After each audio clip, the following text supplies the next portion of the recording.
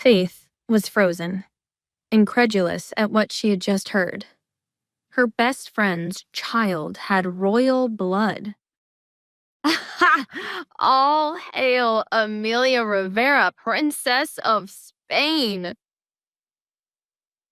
Faith shouted in excitement. Amelia chuckled. Faith, that's not exactly how it works. She was relieved she made the right choice by bringing Faith to the rooftop, an isolated spot to break the news. Otherwise, she'd be standing atop the lunchroom tables yelling, "My godson is the future Prince of Spain!" Once her friend seemed to have processed the info and calmed down a bit, Amelia took her hand. Did you get it all out of your system? Faith was still buzzing. Not even close.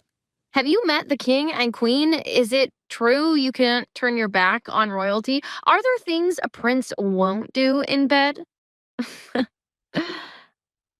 Amelia laughed. I doubt I will ever meet them. If I do, no idea if I'm permitted to turn my back on them, and Javier and I are not having sex. Though we did kiss in bed. Faith clasped Amelia's hands. What do you mean you kissed in bed? Amelia quickly tried to explain. Oh, so Max and I are also living with Javier. Faith's eyes went wide. You're playing house with a prince in his mansion? Amelia sighed, realizing how overwhelming this all must be for Faith. So she tried to manage her excitement. I'll tell you the same thing I constantly tell Max. I'm not going to fall in love and marry the prince. In his world, marriages are arranged based on political interests. And Javier already has a betrothed or whatever, Paloma Sans. Faith scrunched her nose up. Her name is Paloma? Ugh, I hate her already. Amelia chuckled. It's okay. I've seen them together, and they actually make a perfect fairy tale couple, she said with a hint of sadness. Faith wrapped her arms around Amelia in a big hug and looked her in the eye with sincerity. Thank you for entrusting me with this mind-blowing information. I will die before I leak the truth of my godson's paternity to a soul. Your secrets are safe with me. Now, I need a detailed description of how Prince Javier's lips felt. Amelia playfully lifted a brow. Just his lips? Faith gasped. Trollop. But you said you didn't have sex. Amelia leaned in and whispered, How do you think Max was made? Faith chuckled. Right. Yeah. But since then, there may have been a sponge bath. Amelia blushed. Oh! Faith's eyes grew wide. I need details, lady. Do tell. Faith proceeded to internally combust as Amelia regaled her with her stint as Javier's nurse. Amelia felt the best she'd felt in weeks, like a weight had been lifted, now that she'd come clean to Faith. Over at the Spanish consulate, the prince was with Victor in his temporary new office space, reviewing the latest on the bombing investigation. Just then, Dr. Marquez arrived. Good morning, Javier. Victor, greeted the cheerful doctor. It's that time of the week. Javier seemed annoyed. I'm busy right now, Manuel. Wearing his lab coat and his usual easy grin, Manuel proceeded to open his medical kit, undeterred. If I waited until you wanted to change your bandages, it'd never get done. Man up. You're royal, chicken. Let's do this. Only a handful of people in the world could speak to the prince like that and not lose their heads. Javier groaned and reluctantly removed his shirt to give the doctor access to his bandages. Be quick, Manuel, the prince said impatiently. Manuel inspected the wounds with a raised brow. These are healing faster than anything I've ever seen. Amelia must be working some kind of magic. He smirked as he dabbed ointment onto the injuries. Javier retorted sharply. Amelia has nothing to do with anything. Manuel chuckled, applying fresh gauze. I might be a man of science, but I'm starting to believe that new miracle method of yours really works. Victor looked up from his folder, curious. What's the miracle method? Like holistic medicine? Manuel grinned. It's more like physical therapy, administered mouth to mouth. Javier glared daggers at Manuel, while Victor knitted his brow, still confused. Then, suddenly, he got it. Oh, wait, did he say Amelia and his boss? Mouth to mouth? Victor thought back to the time he caught Amelia straddling Javier in the back of the limo, and the red bite marks prevalent on his neck the next day. Now, apparently, they were making out in front of the good doctor. This was unlike his careful and controlled boss, who was never messy with women. Miss Rivera had a special effect on him indeed. But considering that Victor was in the midst of organizing a dinner banquet in honor of the prince's future fiancée, he started to feel a headache coming on. The doctor snapped his medical kit shut. Well, my work here is done. Thank you, Manuel, Javier said. I appreciate your friendship. Manuel smiled as he walked to the door. You can always count on me, Your Highness, he said playfully, turning around and giving a mock salute before shutting the door behind him. Your Highness, are you attending the general meeting at 5? Victor inquired.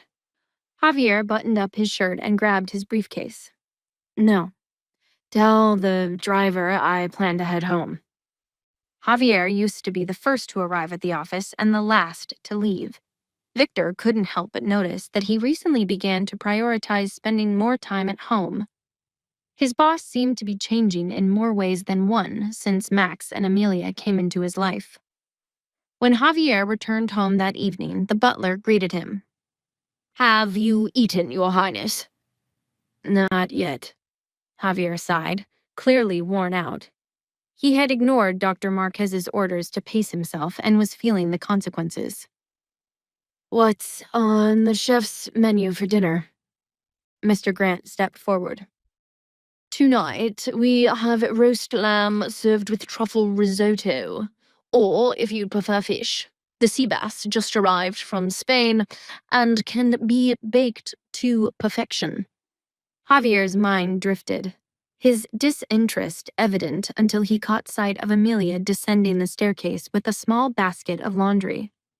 Despite the staff's frequent offers to take care of it, she still insisted on doing her and Max's laundry. She didn't want to become too accustomed to a life of luxury, knowing she'd have to move out one day. Without taking his eyes off her, Javier grinned and told Mr. Grant, I like empanadas. The butler was surprised, but nodded. I'll have the chef start them right away. Javier shook his head. Not necessary. I meant Amelia's empanadas. He said it loudly enough for her to hear, and she froze mid-step. Javier and Mr. Grant both stared up at her expectantly. Amelia's last interaction with Javier had been tense. He tried to tell her who to date. Now he was asking her to cook for him? She raised a brow. Was that a request or an order? Javier tilted his head with a faint smile. Neither. Just a craving. Amelia narrowed her eyes as she walked down the steps to meet him. Then, pointedly, deposited her laundry basket into his arms. He looked down at the dirty clothes he was now carrying, confused. What's this? Negotiating. Nothing in life is free, Your Highness. Let's trade. I'll cook 1 plate of empanadas if you wash 1 load of your son's laundry. Or is a single chore too daunting for you? Javier flashed her a smug grin. I was a trained Spanish soldier. I can make a bed, wash clothes, and mop a floor till it shines. You have yourself a deal. Amelia stared back at Javier with a challenging gaze. Good. But you can't pawn the laundry off on the maids. Please. I'm a man of honor, Miss Rivera. Javier's lips curled as he walked off, laundry basket in hand. Mr. Grant was left dumbfounded by the sight. Later that night, Javier retired to his study after washing and folding his end of the deal. He sat hunched over some documents when Amelia entered with a tray of golden brown empanadas. As the fresh aroma filled the air, Amelia noticed the slight slump in Javier's shoulders and how the tension in his brow softened ever so slightly at the scent. Amelia smiled. Smells good, huh? Javier grunted in response, playing it cool.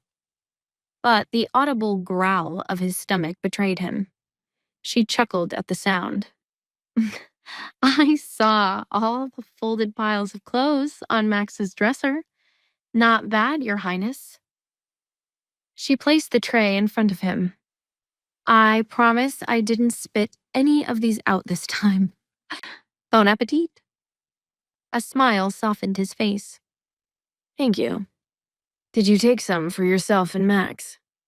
Amelia nodded and stood by, amused, waiting to watch the first bite. Javier picked up an empanada, the flaky crust crumbling slightly under his touch. He bit into it and let out a satisfied moan. On that note, Amelia smiled to herself, then turned to leave. Amelia, he finally called out. She paused, her hand lingering near the doorframe. What is it? About last night, he continued. Am I finally getting an apology? She wondered. You never told me what you wanted to thank me for, he said.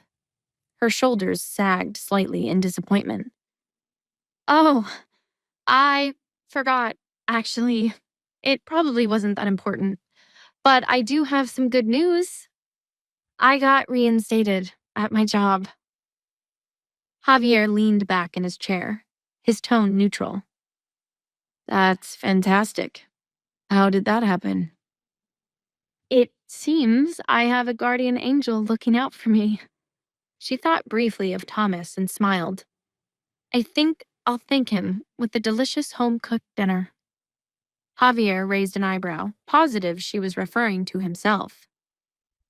I'm sure your angel will love it. He took another bite of the empanada, savoring the moment. The next morning, Amelia and Thomas had plans to meet for breakfast at the Gables Golf Club. So she woke up extra early and went to the kitchen to prep the dinner she intended to make for him later. When Javier entered the dining room, he found Max already seated and enjoying his breakfast alone. Javier bent down and kissed Max on the head before taking his seat at the head of the table.